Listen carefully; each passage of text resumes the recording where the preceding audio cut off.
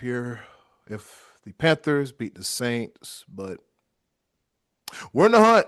We're in contention. You know how you look on the TV screen and you see division leaders, wild card, and in the mix. We are in the mix, and hopefully we'll be in the mix at the end of the season and get a playoff spot. With that being said, I'm the one and only, the head of creative here, Eddie Cool, and this is another episode of your favorite sports podcast, none other than the Sports Bros Podcast.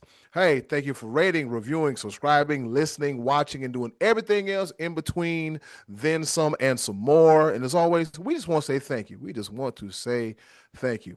Quick note, fellas, I got like 1,000 feet of snow outside. Scotty D, I don't know what it's doing in Washington, Oh my Pennsylvania. goodness. But yeah, it's brutal, Bob Evans. And I know I said earlier before about no one coming to visit me in Ohio. I ain't mad at you. But if you come and visit, you got to come and visit during the spring, the summer, and the fall, because this right here, I don't want anybody to go through it. But enough of my incoherent rambling. I have two of the best coaches in the world waking up fresh from his nap with a snazzy with a snazzy Carolina Hurricanes polo t-shirt on, which I like, I dig and enjoy. He is El Capitan of this thing. He is the almighty Be Live. What's happening? What's going on in the world today? I figured I'd wear this for a number of reasons. And the weather outside is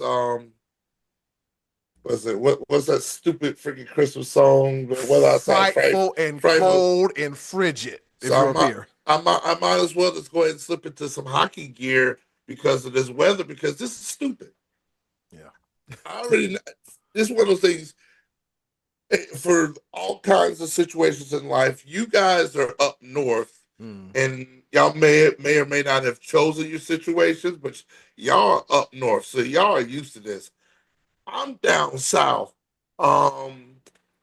Single digits don't do well for me ever. Y'all got single digits down there? You know that situation when they talk about the weather and it says it feels like, yeah, and that wind chill factor and stuff like that. I want the weatherman to stop doing this.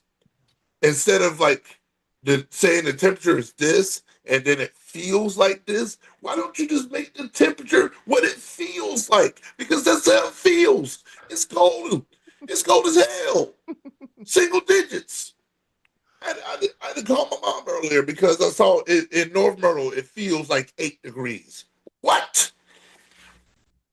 I am so glad that my mom's house, my grandma's house has central heat now, because I grew up in that house when it did not have central heat. And this would be unbearable in this house. But I am rambling because, that's probably why I was asleep, because I was underneath the covers so much. I was tucked in tight. Hibernating. You're a hibernator. Yeah. Big bear. Oh. Help the bear. But enough of my incoherent rambling. Go ahead and introduce the other guy so we can get this show on the road. Oh, yeah. The other guy sporting a legendary throwback classic Overtime Sports Cafe, man. North Myrtle Beach. God, I missed that place. I was looking at some pictures the other day. I was like, look at that. Just anyways.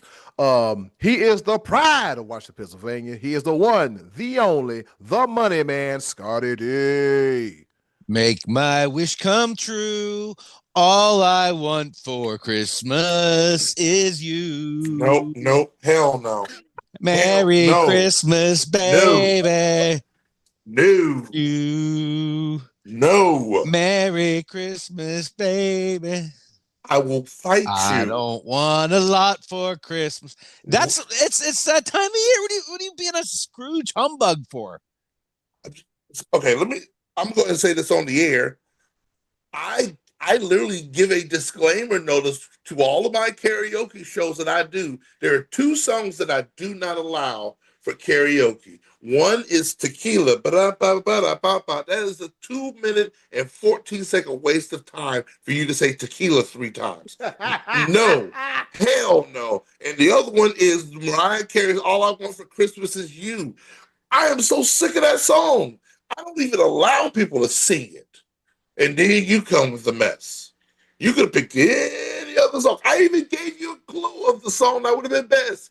The weather outside is frightful. That's not the number one song in the country, though. Oh, Make my wish come Since we no true. place to go, All I let want it snow, for let it snow, let it Christmas. snow. and that's another thing. If it's going to be this cold, I need to see some of the white stuff on the ground. I don't even get that. It's just cold. The wind is disrespectful. My bad. It's Whoa, beside whoa, the whoa. I spent plenty of time shoveling that white stuff this past Saturday and Sunday. Yeah. Mariah Carey this time of year warms my heart.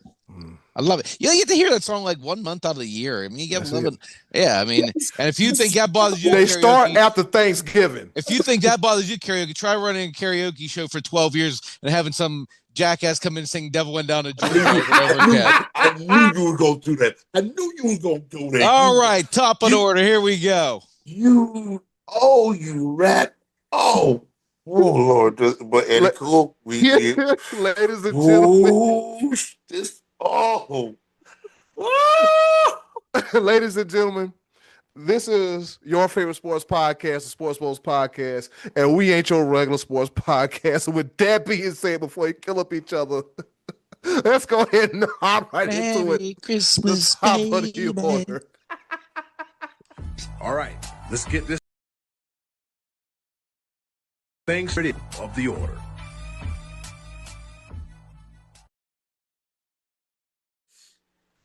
Now I know how Ricky Smiley feels when he got some crazy as hell co-host trying to pilot. You practically typed that one into the GPS for me and took me there, be like. I know. All right, fellas, before y'all kill up each other, let's go ahead and get into it, shall we? Okay, so let's go ahead and take a look at the playoff picture because after last week, we got what, 3 games left? Yeah, we got 3 games left in the season. Some of them will end with division games, and then you got your random throw-in game in there, but all games matter at this point in time. All right, so looking at the playoff picture, I have a question, fellas. Who do we think could slip out? There's currently players that could slip out, and then who could be like, you know what? Since you don't want to be there, I'll take it off your hands. And who we think could slip into the playoffs. With that being said, Scotty D, let's start with you first. Who you think is going to slip out, and who could slip in? Well, I guess we could do this conference by conference. Looking at the NFC, I see it's going to be a hard. Green Bay is currently sitting at number 7, 2 games in a loss column better than Detroit. I don't know how Detroit's going to make that up and get over the hump. I think they have to win out. Do they play each other a couple times or one time? I'm not sure how that works out.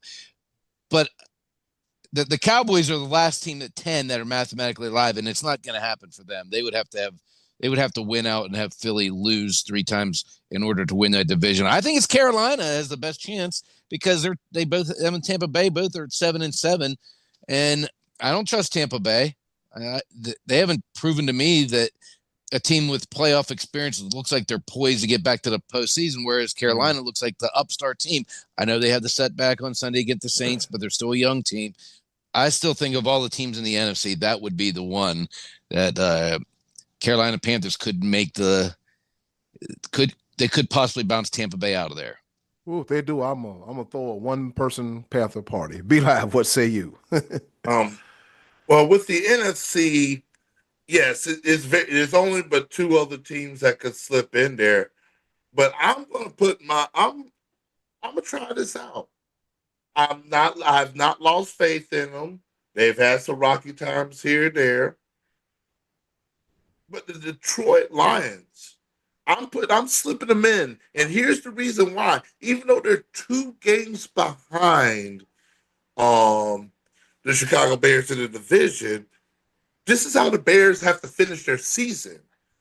They have the Packers at home. That's not gonna be easy. No. Then they go travel all the way across the country to the 49ers that could win any game that they decide to play. And then the Lions come to Chicago. That could be the deciding factor. The Bears could easily lose the last 3 games of the season. None of those are easy by a long shot. I think the Lions may have the path of least resistance, even though they're going to the Bears. I still put the Lions as a better team than the Bears. I really do. And with Yeah, but all they the would still have Green Bay in between them, though. well, You'd have well, to have some help from Green Bay at that point too. and see, that's at that point in time. Well, I don't think they do. Green Bay Like would win the division, and I guess they could leapfrog Chicago in the in last. the wild card, yeah. Like if Detroit could win two of the last three or all three, with their schedule, I mean, it's not easy as well. Like they host the Steelers this coming week, which is not easy. But I mean, do we really? I don't believe in the Steelers at all. Then they travel to the Vikings, which the Vikings that well, I don't know. I mean they handled the Cowboys. I'm sorry. Yeah, but So everybody scores against the Cowboys in Dallas, so that's JJ McCarthy hitting the gritty. But yeah. can't hit an open Justin Jefferson. I'm Oh, stop. I'm they stop. they they Oh my won. God. They won. They won. They did They win. They did So, win. but yeah, that's obviously that's not a difficult game for the Lions, but it is a division game. And then they finish the year off going to the Bears. The Lions could win all three of those games, and the Bears could lose all three. I still believe in the Detroit Lions in the NFC to make that appearance in there. And by with that being said, I think the Bears, even though they're literally the Bears in the number 2 seed right now, could you imagine them being the number 2 seed 3 weeks going to the season and then not making the playoffs at all? Could happen. It could very well happen. Yeah, I could see that. So that's where I sit with the NFC right I now. hope it comes down to that final week. I hope it comes down to that. That's your Sunday night game to close out the season. If that'd be the case, I'd watch that game. Uh, the AFC side of things, fellas. What y'all think? Who gets slipped in and who slips out? We know Kansas City. Kansas City. They are Out. and Patrick Mahomes with the torn ACL. And see, and speaking of ACLs, that doesn't fare well for Green Bay because Yeah. Michael Parsons is out with a torn ACL. So Green Bay can be on the outside looking in. A lot of things can happen, even though like the way it sits right now, Green Bay is in. But without Michael Parsons as the engine on that defense, they could very well be vulnerable. But yeah, on the AFC side of things, oh man, for anybody to slip in, it's still the Ravens. Yeah, I think so. We'll find out. I believe. Yeah, we'll find out tonight if the Steelers are a game ahead or if they're tied with the Ravens. So I like the Steelers to win tonight. They're playing a really cold stadium, cold field against the team from Miami. So I think they'll win that. But then the Steelers have to go at the Lions, at the Browns, which is not necessarily a pushover game because the Browns are going to be in the we got nothing to lose mode. And then they finish with the Ravens. So it could come down to that final week as well. So yeah, this is what's that one song? Into the thick of it. Yeah. Into the thick of it. Oh, yeah. So looking at the AFC side of things, I'm with you, B Live. I think the Ravens could slip in there too, because I don't know what's going on with the Colts. We got Grandpa Phillip Rivers throwing touchdowns, and they got a video with him and all his kids celebrating. Be Live, that was funny. That was so funny. Oh my God. I knew that. Thing about it was I knew that joke was coming as soon as I saw the video and I saw the caption. I was like, oh Lord. But you was like, okay, how deep into it are we going here? How deep into it are we going here? Yeah, so according to NFL.com, the Baltimore Ravens stand at 7-7, second place in the AFC North, and they have a 47% chance playoff probability as well, too. Who could slip out? Well, the Ravens don't actually have an easy road to the finish either. They got the Patriots on Sunday night next week. Then they're at Green Bay. They really need to win those two games to make that final game at Pittsburgh matter. Oh, absolutely. Yeah. And the Texans, I don't know. They might still win their division. Yeah, they might still win their division. And also on top of that, and then B Live, we got Trevor Lawrence is like, I've arrived. Hey, I've been waiting for you. Oh man, it took about 4 years, but he's here now. Let me go ahead and I'm gonna go ahead and apologize on the air to Liam Cohen. I'm apologize. Duval. Yeah, yeah, Yeah. yeah. Like I was watching Pat McAfee earlier today, Who's that? and huh? Who is that? The head coach of the Jacksonville Okay, Jaguars. that's what I thought. Duval. Yeah, I don't know yeah. head coaches' names anymore. I Oh, Hey, don't. Scotty D, who's the coach of the Cardinals? Still don't Exactly. know. we still don't know. Good lord. But Gannon, Cannon. Yeah. Gannon, yeah. Yeah. but I gave Liam Cohen hell for not knowing how to say Duval at the beginning of the season. But now it's becoming a trend. Duval. Hey, Liam Cohen, if you're doing what you're doing right now, got the Jaguars at 10-4, complete turnaround from a season ago. Trevor Lawrence is starting to find his form. What? 6 touchdowns? I don't even want to talk about fantasy football. Jeez Louise, the first playoff week of fantasy football, and you got numbers all across the board because man, I got one. I got a dude in one of my leagues, one of my money leagues that is going to score 200 points, and this is a standard scoring league. By the Ooh. way, he's going to score 200 points just because of the silliness that we've seen on the field this week. But yeah, Liam Cohen, I apologize. Hey, it's sometimes it's not the personality; it's just the X's and O's. He knows how to coach football. He's innovative, and finally, after all these years, maybe Trevor Lawrence has finally got a head coach that can actually show him the game. Because, of course, we've never doubted Trevor Lawrence with his raw talent ability. But as far as just being a quarterback in the NFL, you need coaching, you need leadership. Mm-hmm. Raw talent ain't just going to get you there. X's and O's matter. And Liam Cohen may be the answer for Trevor Lawrence and his woes and the Jacksonville Jaguars success. Hey, do we believe that they could go all the way? Nah, I'm still not there yet. But why the heck not? They're top of the division, 10-4. I mean, you can't sleep on the Houston Texans because they've got the number one No. defense for a reason, and defense wins championships. But yeah, I apologize, Liam Cohen. Keep doing what you do. Yes, sir. Got my Clemson boy looking good though, Yeah. out there on the field. And I like seeing that, man. I like seeing a guy like Trevor Lawrence, man. Finally, I was like, okay, like a statement game, a statement moment. This is it right here. But yeah, like I said, they'll still be there. So I think in the AFC, we're looking at the Ravens, but then again, it's going to be tough slate for them as well too. I think the Colts might sneak in there. They might be something. A miracle has to happen. But look on the AFC side, NFC side of things. Oh, as much as I want to be a homer and say the Panthers, but their current playoff probability as of today is 23%. And be live, I'm have to roll with you with the Lions. So it's pretty interesting. We see on the bubble, we got the Lions, the Panthers, and the Cowboys in the thick of things. Meanwhile, Vikings, Falcons, the Aints, Commanders, Cardinals, and the Giants have been eliminated. So it'll definitely be interesting to see. And it's going to feel weird, fellas. For about the first time since 2014, the Kansas City Chiefs are not in the playoffs. And we thought during the course of the year, maybe they could turn around. When they get Rashid Rice, maybe they can turn it around. I don't know what the hell's going on in Kansas City. And Patrick Mahomes, he done tore his knee up, and so yeah. Yeah. Minshew Mania is taking over Kansas City now. Minshew Mania. He's the backup. Yep.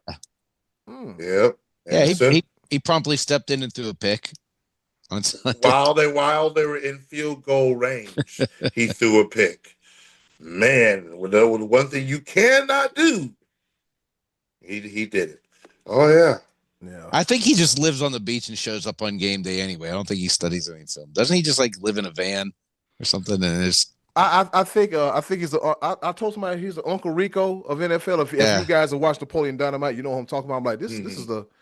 this is the real life Uncle Rico right here, I fellas. think This he's is it. homeless. I think he's got millions in the bank, but he's homeless. Just living out of a van. He's living. He's got a tour bus. He's got a tour Yeah. bus. You know that flying the airplanes are good for the circulation in the legs. You know what I'm saying? Yeah. He put a big show in CM Punk. He got his own on not sprinter bus, tour bus and all that. So fellas, yep, that about does it for NFL chit chat. All right, let's flip a coin. What do we want to talk about? Do we want to talk about college football? You know what? Yeah, let's talk about the Heisman real quick. So Fernando Mendoza, he wins the Heisman. I don't know about y'all, but this Heisman class was kind of meh. What say y'all? Well, Yep. essentially what has happened this year is that all of the preseason expectations were flipped over on the head. All of your Heisman favorites coming into the season, all of them sucked. All of them across the board. Your Garrett Yeah. Nussmeyer, your Lenore Sellers, your Oof. Kay Klubniks, Oof. all of them terrible seasons. And so we're left with a year where we just don't know these guys. And Excuse me. I was told there would be good quarterbacks this year. yeah, we I was told. Excuse me. I was told there would be good quarterbacks this year. Well, that's how it looked on paper.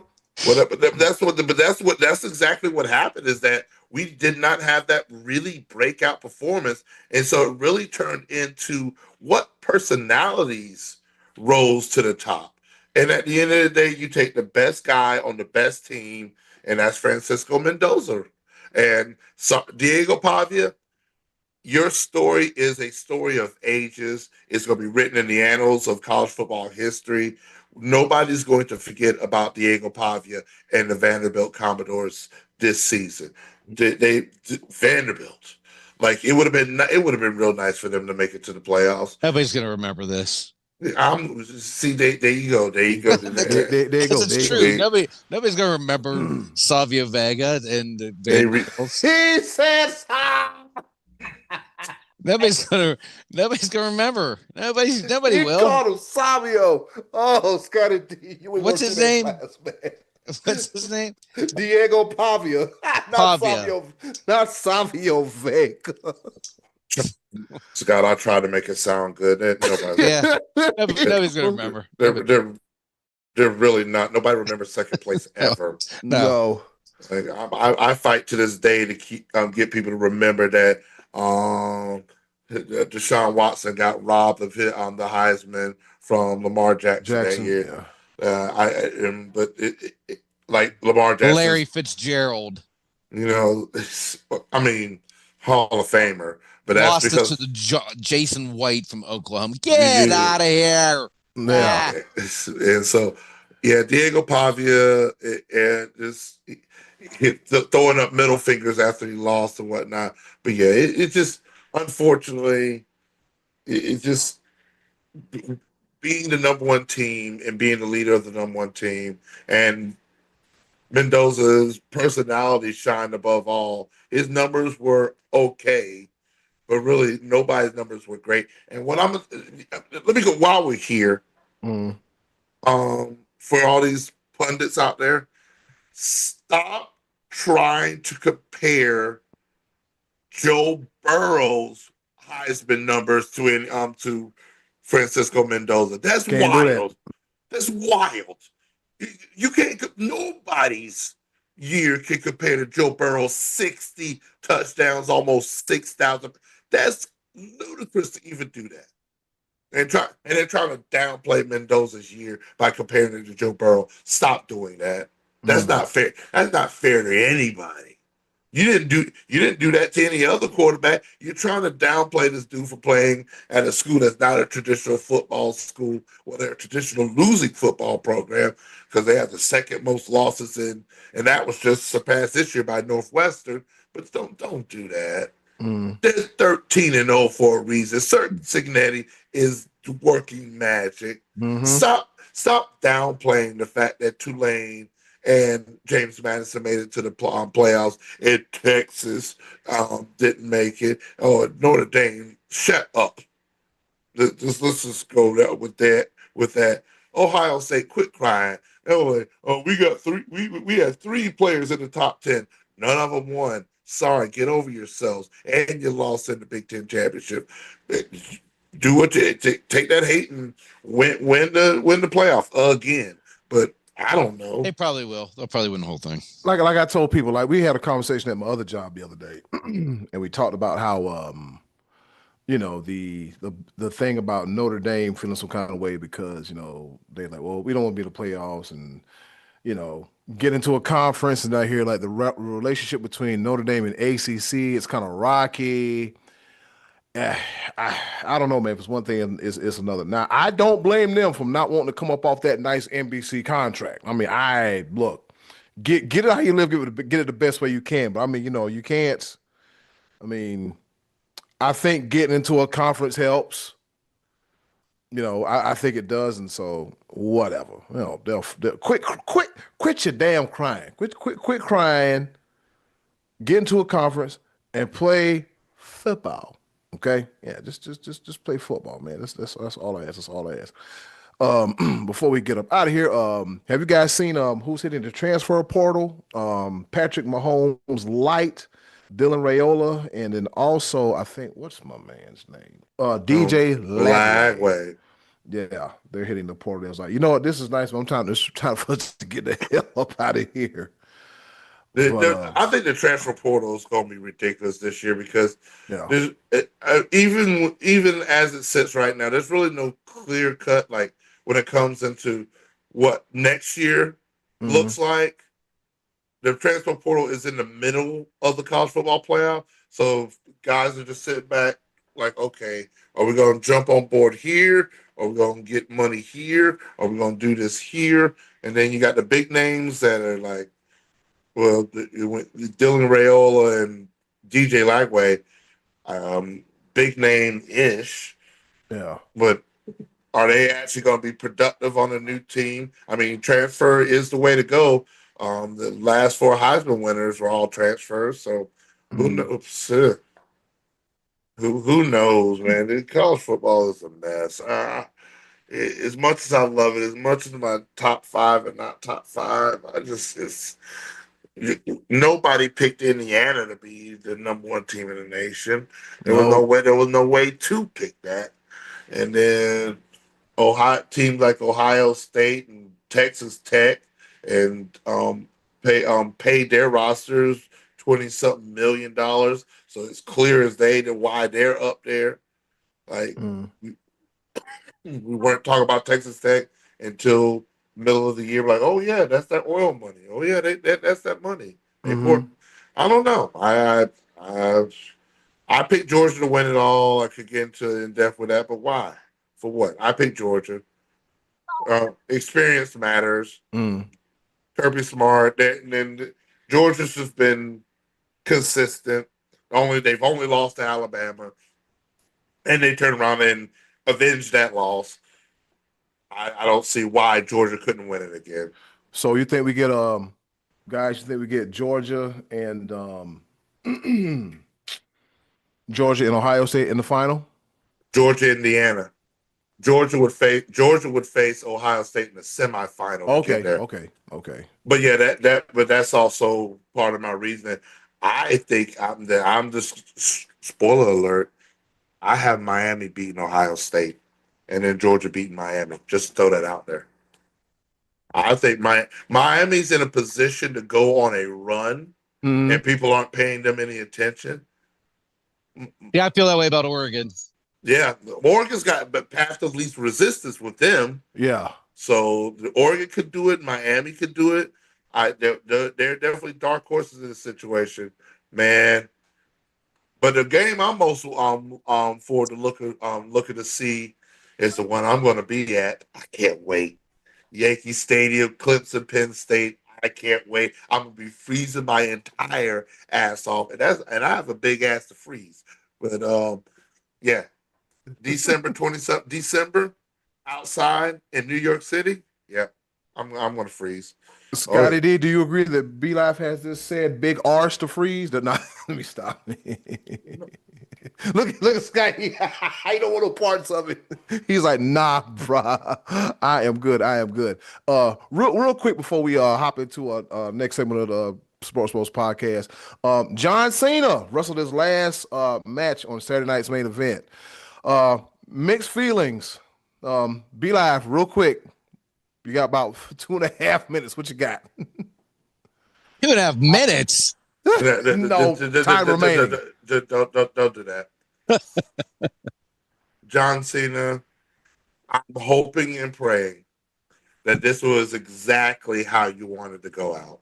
Mm, Because anything outside of that, the WWE is lazy.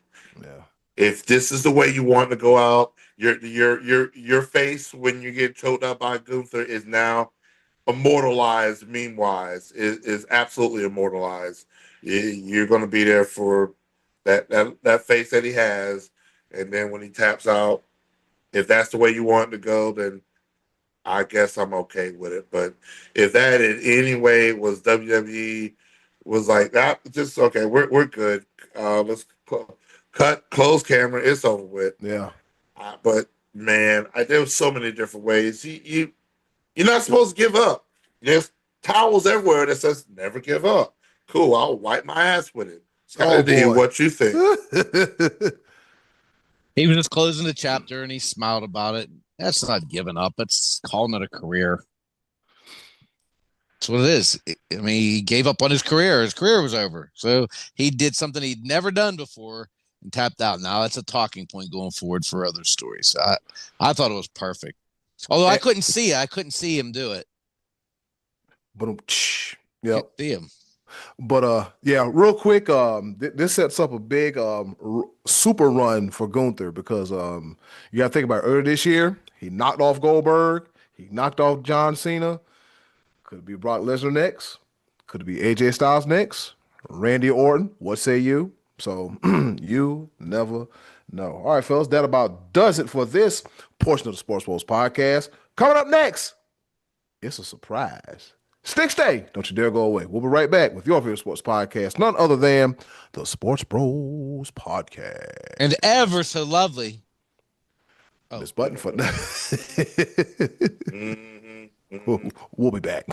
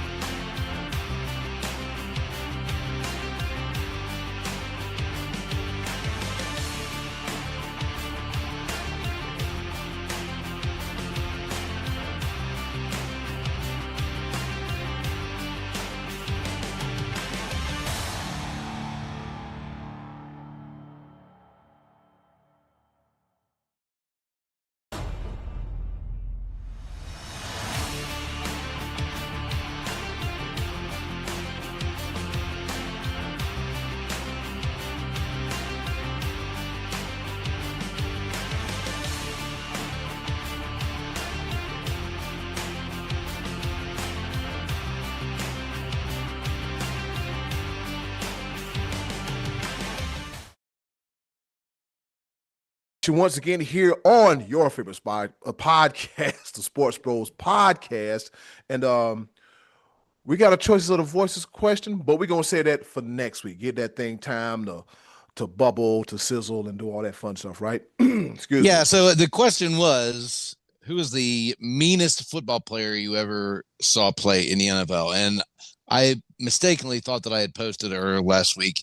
It is up as of today. So go ahead and answer that. We will be reconvening in 2 weeks after Christmas, and we'll discuss that then. So if you catch that on our Facebook page, or do we have other social media? Are we on anything else? Do we have something else? We Are are, we but are we on MySpace? no, No. no, but we primarily just run everything off of Facebook. So Okay. All right. So if you see that question, answer. That's what we're telling you. Yeah. And so with that being said, we're going to bring back one of our favorite segments of the show. It's called Big Facts, Big Lies, where Scotty D asks us a question, and then we all figure out, is this a big old fact or a big old fib? All right, Scotty D, what's on tap? And just to let you know, listeners and viewers, we don't know what the questions are. Let's go. All right. So I'm going to give you a statement. You tell me if that's a big fact or a big lie. And we'll start with the future Hall of Fame quarterback, Patrick Mahomes. I'll give this one to you first, Eddie Cool. Patrick Mahomes has reached the Super Bowl for the final time. Big fact. Or is that a big lie?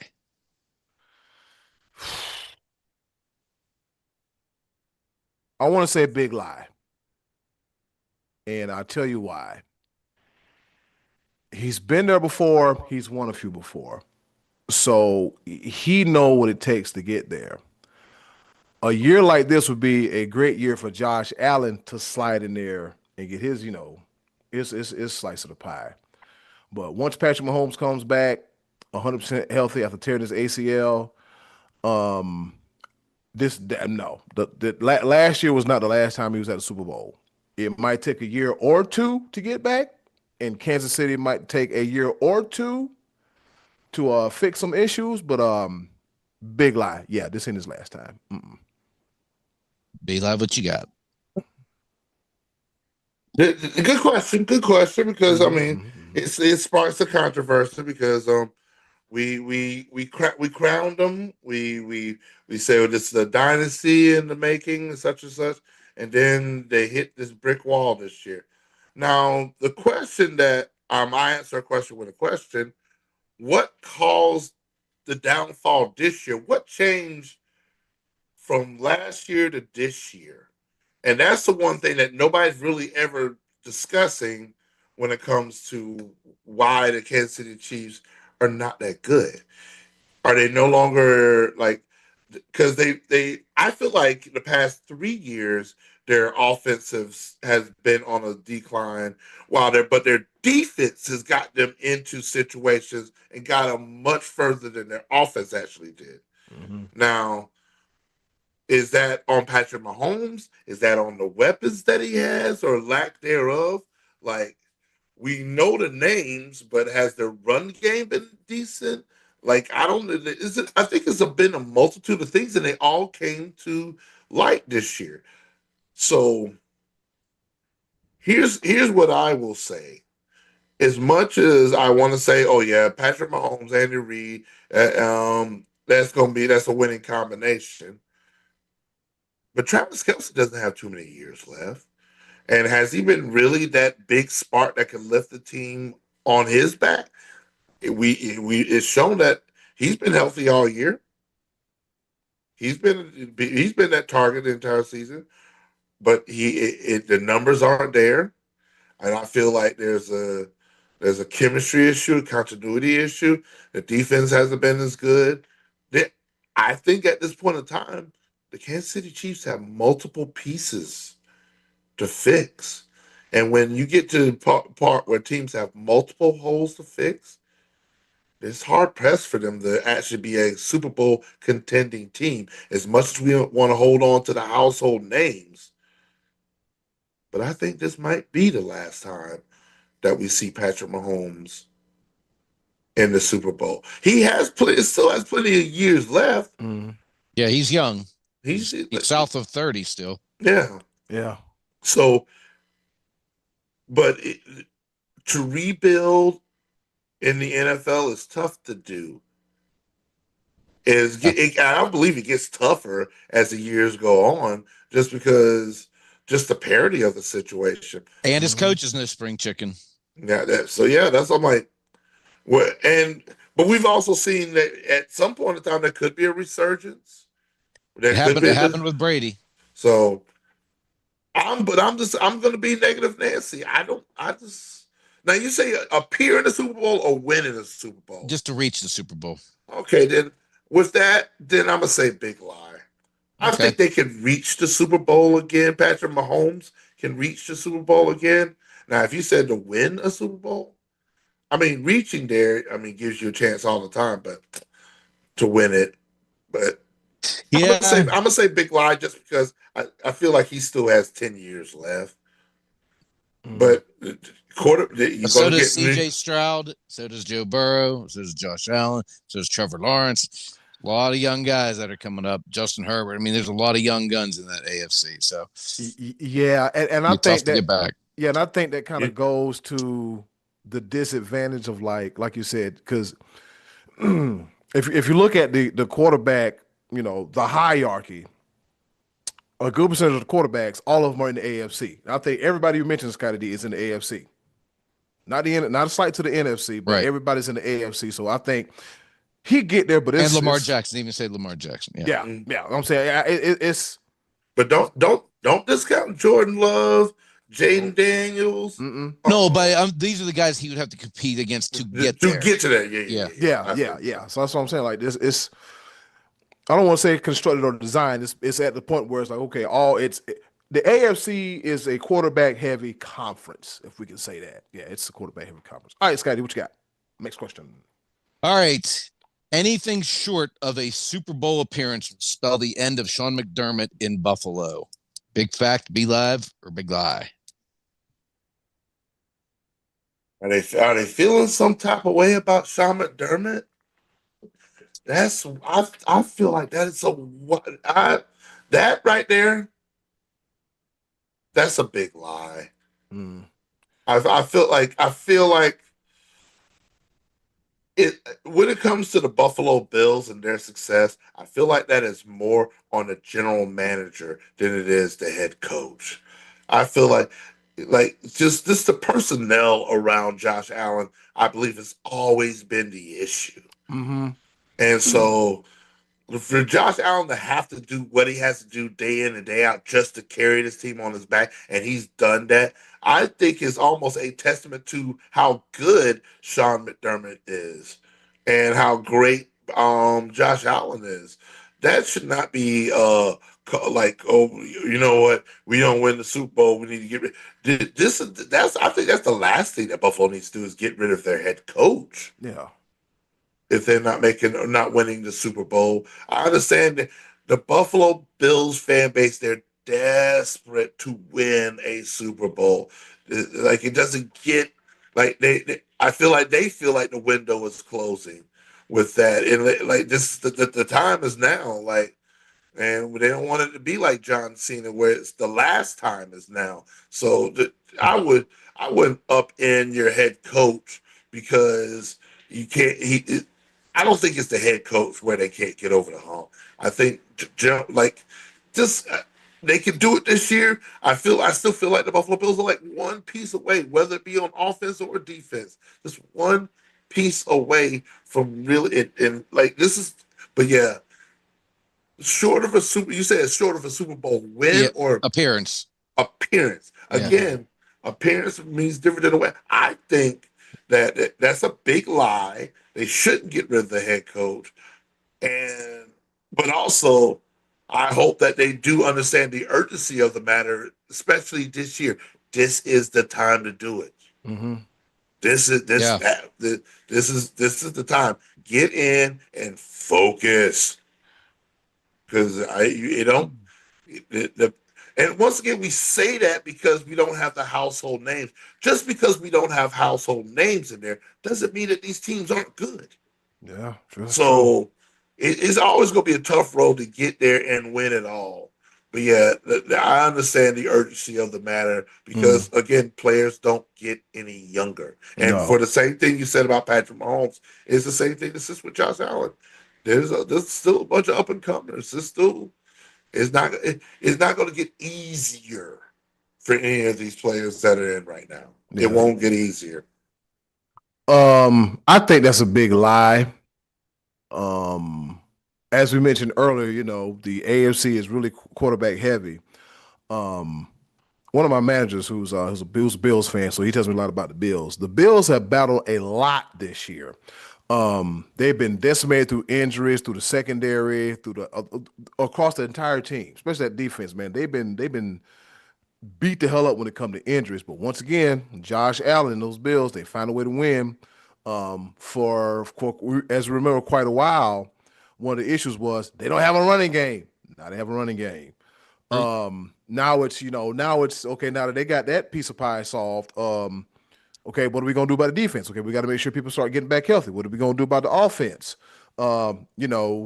We got to figure out what to do with Keon Coleman. Then we got Shakir. I think Gabe Davis came back, but he hasn't really done much. So I think they got to figure out and then they have what's the tight end? Kincaid. So they really have to figure out like what to do moving forward after that. But I look at it like this: when you fire a coach, who's out there to replace that said success? Because you have to think about it, like he's been McDermott, who came from Carolina. He's been the most successful Bills coach since Marv Levy. If you put it in that context, but we also know Marv Levy went to the Super Bowl 4 times and got 0-4. But no, I don't think this is Oh, I like I'm with you, Be Live. You don't up in the coach because they get to the Super Bowl and don't win it. You have to start looking at personnel. You have to start looking at pieces and how to get this one here, what we need here. Yeah, you just got to do that. So I don't know. Buffalo needs a wide receiver one. I was like, let me look at the stats real quick. They do not have a wide receiver one. No, they don't. Shakir is their leading receiver with 650 yards. That's it. Yeah. It's similar to that Patriots offense of several years ago where they had Aaron Hernandez and Gronkowski as like their mismatched tight ends. Yep. Knox and Kincaid, they use those guys a good bit without a true number one. That was kind of how that Patriots offense ran a little bit, although Brady wasn't exactly tucking the ball and running the way Josh Allen does. Yeah. So I forgot to mention them, B Live. Scotty D, you're right. Knox and Kincaid, because the other tight end couldn't come to my head. But yeah, you're right. You're right. Yeah, Kincaid's got 523. Dawson Knox has 353. We're in week 16. Those are week 6 numbers. Right. So, come on, general manager. Get this man a true wide receiver one, whether it be free agency, whether it be the draft, something. Real quick, Be Live. Where does Keon Coleman rank? Keon Coleman's third with 355 yards. So it's like you've got one of the best quarterbacks in the league with literally a rigmarole of targets to throw the ball to. Oh, you worked the word rigmarole in. Yeah, nice. Yeah. Rigmarole. All right, Scotty. I think I think if they get into a playoff or championship game and something goes drastically wrong, like giving up a lead with 8 seconds to go, like they did against Kansas City, if he gets in there and gets out coached by Mike Vrabel or Leon Duval, whatever, I could see that maybe there might be a cause for McDermott to So sick of you. be changed. What's his name, Scotty D? Leon Duval. Wasn't it Leon Duval? It's Liam Cohen. Liam. But you know what? That's gonna be the name of this episode, Leon Duval. I like that name. I thought you called him Leon earlier. Liam. No, Liam. I'm so sick of you. Okay. I don't understand it. Anybody know any white Leons out there? We just found one. That's true, I guess. Leon Duval. How did he cry? Anyway, I couldn't think of the guys. I don't know, but that's funny as hell. That is funny. Funny. Go ahead, Scotty. I guess I'm not so good with names during this episode. But that's okay. Leon Oh God. Duval. All right, one more. We'll do one more, and then we'll call it a night here. Leon Duval. All right, Well, he went coach of the year. Go ahead, Scotty. I'm sorry. Go ahead. Leon Duval, yeah, coach of the Jaguars. Leon Duval. Oh All right. God. Last year, Justin Jefferson was widely considered the best wide receiver in football, and this year, Jackson Smith-Njigba has 1,541 yards. Sam Darnold is a top 10 quarterback. Big factor, big lie. Big fact. Big fact. Because if you can contribute to making Justin Jefferson an 1,000-yard receiver, and then a year later flip it around to a Seahawks team that lost Tyler Lockett and DK Metcalf, and then you got Jackson Smith and Jigba, and make him a 1,000-yard receiver and 1,500-yard receiver with 3 games to play. 1,500-yard receiver with 15 games to play. You're doing something right. You're doing something right. So I think, that alone, Sam Darnold, he's a top 10 quarterback, and he ain't and he ain't number 5. He's somewhere between 5 and 10. Between 5 and 10. Yeah, he's between 5 and 10, so he's definitely a top 10 quarterback, because to do that, you got to be good at doing to do that, to make that happen. Because I remember, Scotty D, you were like, I don't know about Sam Darnold going to Seattle. I don't know how this is going to work out. And I was kind of like, I don't know neither. But you know who he's exceeded my expectation. But you know who wished they had Sam Darnold? Me, the Cowboys. Minnesota. Yeah. Well, yeah. JJ McCarthy showed a little bit of life on Sunday night. But again, everybody does against the Cowboys. A lot of people showed life against the. Yeah, that means nothing. Get to. All right. Go ahead. I'm sorry. Let me. I just go ahead. Let me put this in the most respectful way I possibly can. This is the biggest, and I mean the biggest, of lies I have ever come across in my entire life. Sam Darnold, I'm gonna give him props for, like, he's been a winning quarterback the past 2 years. But it's the other way around. It's because of the wide receivers he's had. Justin Jefferson carried that team last year. Sam Darnold's like, there you go, Justin Jefferson, you go and get it. You act like Jackson Smith and Jigba didn't have 1,100 receiving yards last year. Yeah, I looked it up, 1,130. And now he has 1,500. Jackson Smith and Jigba is that dude. Guess what? Seattle lost Tyler Lockett. So what did Jigba do? He's like, give me more targets. Feed me more. Right back. Let's go. Yeah. Sam Darnold has had a luxury when it comes to the wide receiver one that he is at. Give Josh Allen either of those two guys, they have won a Super Bowl. No question. Easily. No question. So, Sam Darnold, top 10 quarterback. Big lie. We literally just named the top 10 quarterbacks in this whole Josh Allen, Patrick Mahomes. In this episode, yeah. In this episode. Sam Darnold might be 11, might be 12, but come on, man. It's the other way around. It's because of wide receiver one that Sam Darnold looks as good as he does. Take notes, Buffalo. Take notes, Buffalo. Yeah, I'm telling you, any one of those.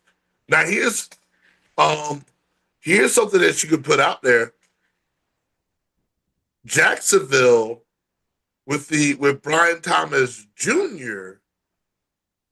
makes Trevor Lawrence in that top 10 discussion, because which one contributes more? Is it the quarterback to the wide receiver, or is the wide receiver being there for the quarterback? I think it's the quarterback for the wide receiver. But that's a whole nother discussion for another day, because he's it's one of those things. Who knows? But Jackson Smith and Jigba is that dude. He's the top 5 wide receiver in the league for sure. Up there with your Jamar Chase, Justin Jefferson, Jackson Smith, and Jigba. Oh yeah.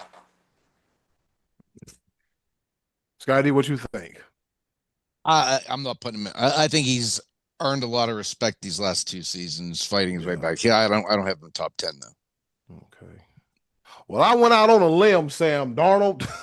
Yeah. No, but No, no, no, but you. I mean, it's a very compelling argument. yeah, Yeah, here's like to your point, Eddie Cool, he's close, yeah, yeah. So I'm saying he but like you got to acknowledge what type of situation he's been put in. mhm. Sam Darnold, and he needs to buy them boys a steak dinner or something Yeah, because having those wide receiver ones has revitalized his career, and and that's more years he's getting a paycheck.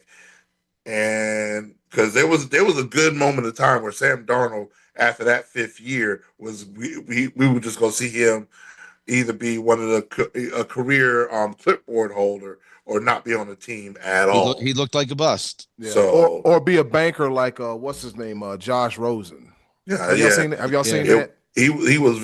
I'm telling you, Darnold was very close to that. Mm-hmm. And now we Sam Darnold will be a starting quarterback in the NFL for the foreseeable future Good for him. because of the past, especially the past 2 seasons.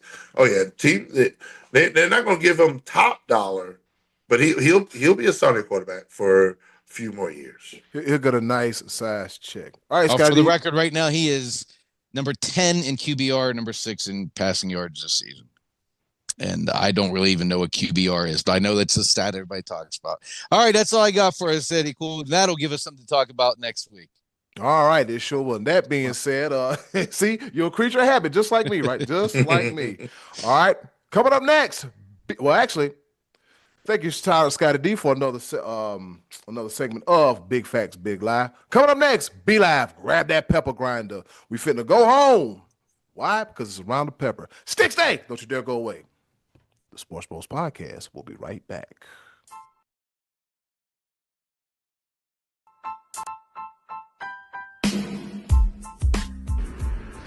Okay, boys, let's bring it home with a round of pepper.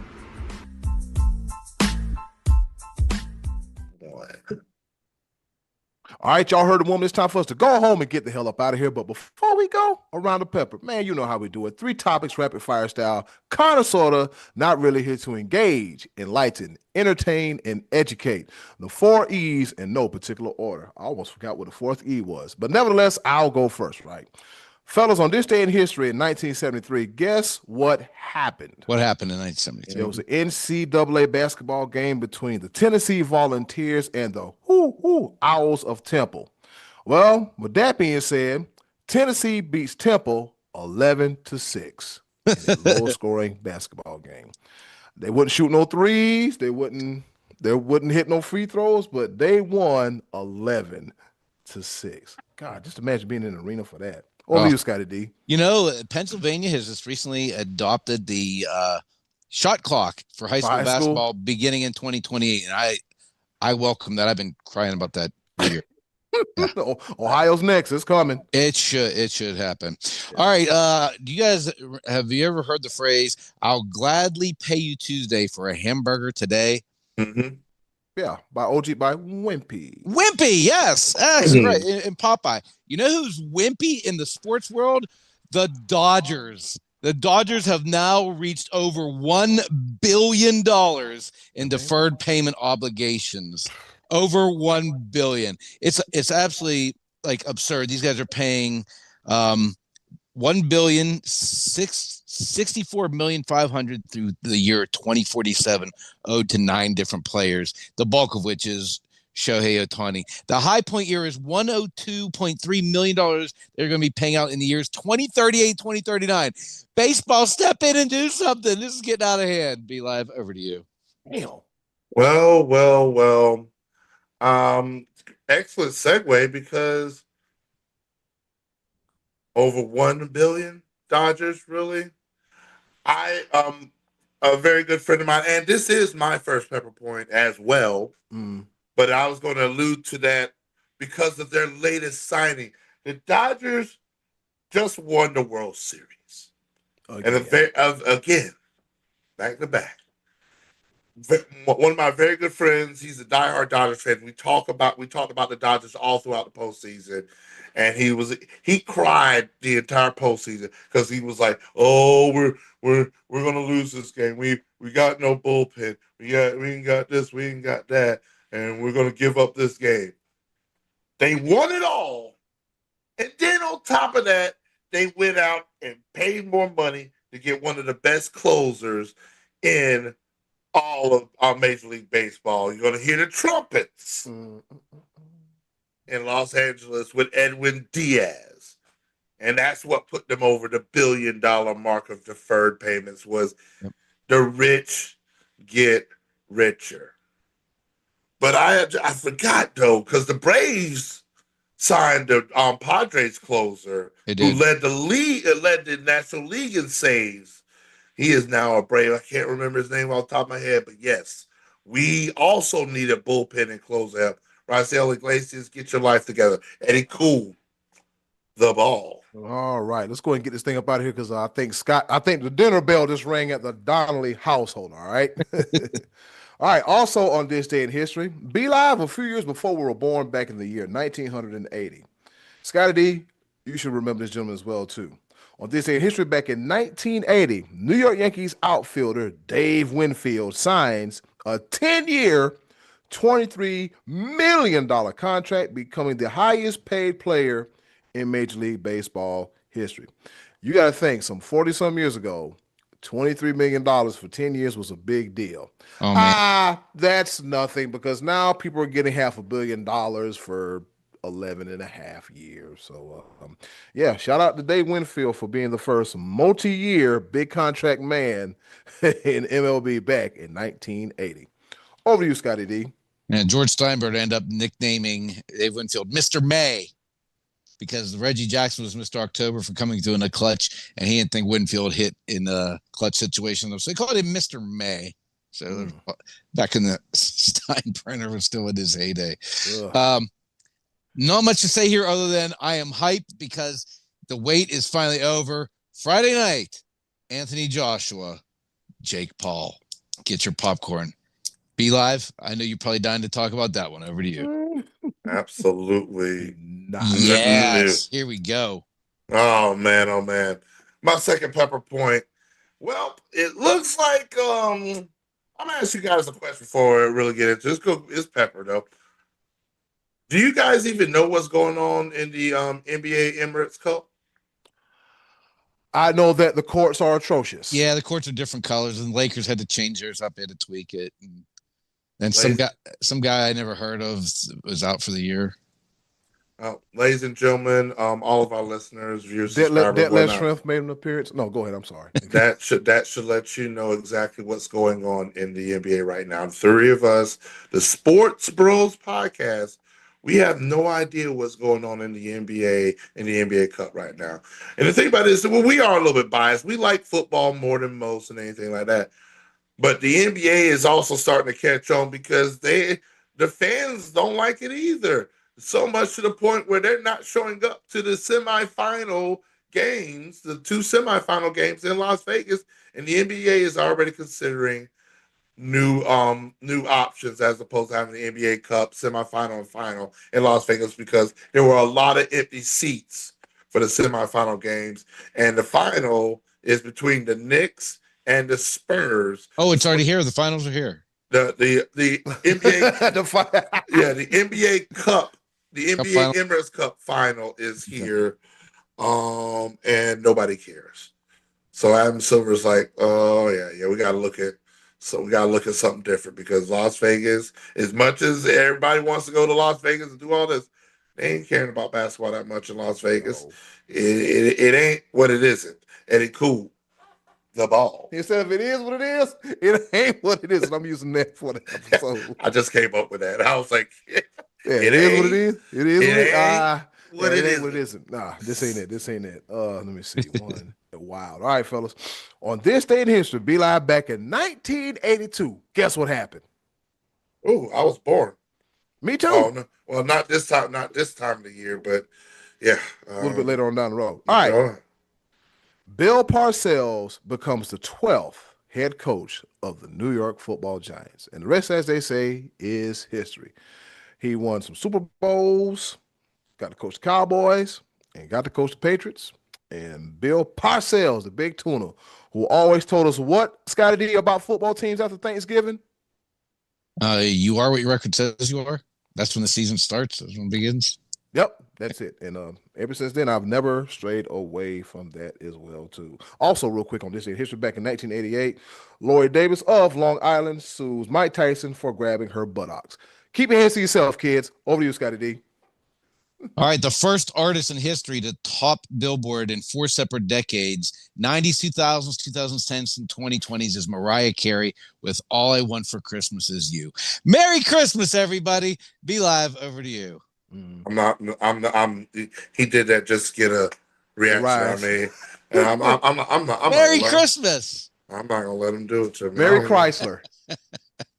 My third and final pepper point is more on a somber note. I used to come with the crazy and the silliness, but yeah, the sports world, especially in the state of South Carolina, got hit with a big one today. And this is tough for me as a Clemson fan, but South Carolina great Steve Tannehill passed away after a 2-year battle of cancer at the age of 52. And when I tell you, he's a household name. Steve Tannehill was that dude, the mullet. What they call from Altoona? I don't know, but he was something from Altoona. But he was, but at the end, they throughout my childhood, this Clemson South Carolina rivalry, Steve Tannehill was that dude at the University of South Carolina, and prayers, thoughts goes to his family. And South Carolina Gamecock legend passed away at the age of 52. Oh, I don't like it. We're getting old. Huh? It's got to be a year older than 52. So yeah, I'm older than that guy was. Yeah. I don't need you going anywhere because we'll just call Hunter up to replace you. All right. Oh damn. My bad. I can't stay serious for nothing. Just guys sleeps through the podcast. He's trying to replace me. Oh man. Oh man. Scotty, real quick, how far is Altoona from Washington? It's about 2.5 hours. That's where I was at a couple weeks ago, actually, for the Pennsylvania State semifinal football playoff game. Okay. There's an iconic photo of Steve Tannehill throwing up them arms, and I think that game was against Clemson too. Yeah. Yeah. So man. With Steve Tannehill, just a little known fact. The 4 years Steve Tannehill was at the Gamecocks, neither team won at home those 4 years. It went 2-2. Mm-hmm. South Carolina beat Clemson twice in Clemson. Clemson beat South Carolina twice in Columbia. Just a little known fact. Steve Tannehill, that mullet, business in the front, party in the back. Oh yeah. And throwing them hands up. He was a matter of fact, he was the one that led us to our first ever. Oh my God. I remember this as plain as day. I was in the 5th grade. They were playing in the CarQuest Bowl against West Virginia. And I think our principal, who was an avid Gamecocks fan at the time, was giving us live to the minute scoring updates. We like, hell, Dr. Spross, just turn on the TV. Just turn on the TV so we can watch him. So, shout out to Steve Tannehill, man. He gave us our first bowl game victory ever. In 2006, he led the Chesterfield High School team to the South Carolina State Championship, where they lost to Carver's Bay. And they went back to the state championship. And then they beat Carver's Bay 13-6 for the state title in 2008. And in 2009, Chesterfield won their 3rd state title with a 36-6 win over Lamar, the Silver Foxes. Well, fellas, anything to say before we get the hell up out of here and Be Live goes bowling and I hang clothes and Scotty D goes eat dinner? Yeah, I just want to let you know that I don't need to hang my stocking there upon the fireplace. Santa Claus won't make me Don't happy ask me to with close the out the show toy or on nothing. Christmas No, Day. yes sir, I nothing. I'm just out. want you for my own, more than you could ever know. Make my wish come true. All I want for Christmas is you. yes, sir. Or in my mind. And then closing, do something nice for yourself when you can. Do something nice for someone else. I greatly appreciate it. Now, more than ever, be a blessing, not a burden. This is the Sports Bros Podcast. And be live, just Yes, sir. yes, sir. I'll take over from here. There's a dumb picture of him there. Look at that. No, don't do that to him. Hey, y'all. Happy holidays. We'll see y'all in what, 2 weeks? 2 weeks. Merry Christmas. Yeah, we see y'all in 2 weeks, man. Merry Christmas. Be safe. Y'all take care of each other. If you got relatives you don't get along with, celebrate Christmas and have a happy holidays. Y'all and just love each other. Then we need more love in the world. Bye, y'all. See you later. Boo. Mariah Carey is a bomb. A bomb. Bah humbug. He's a bomb. I'm left to my own